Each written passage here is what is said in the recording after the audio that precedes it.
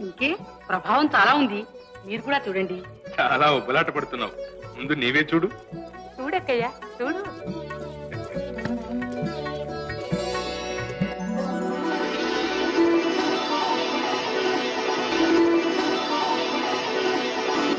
అంతా లక్ష్మీ ప్రసన్నంగా ఉంది. మీరు చూడండి.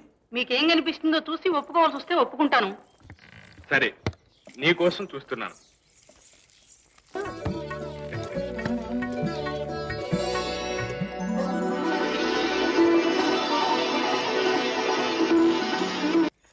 కృష్ణ, నీవు చూడు. ఎవరు కనిపిస్తారు? అందరికీ తెలిసిన విషయమేగా.